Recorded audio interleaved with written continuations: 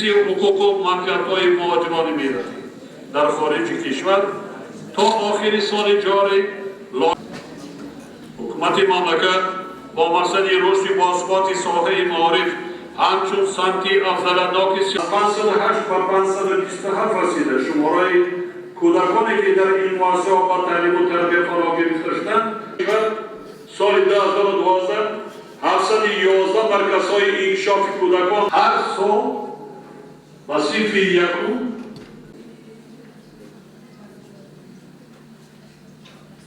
و در مکتب میانه صفت تعلیم بیش از 200,000 تولد میشه.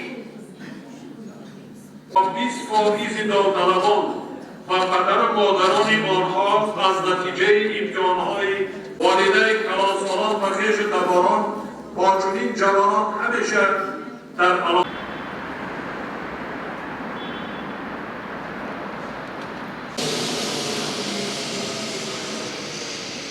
جدی حکومت مملکت و عالی جام نمی‌باشد.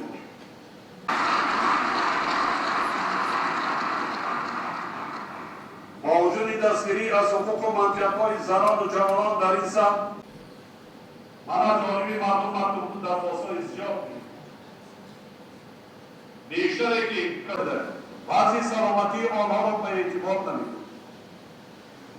یکی مورد استقامتی آنها و طبع رایگان و تنها با رضایت شخصانی کارشونده انجام داده.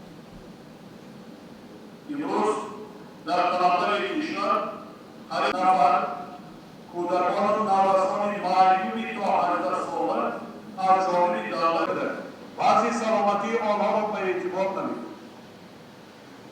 یکی مورد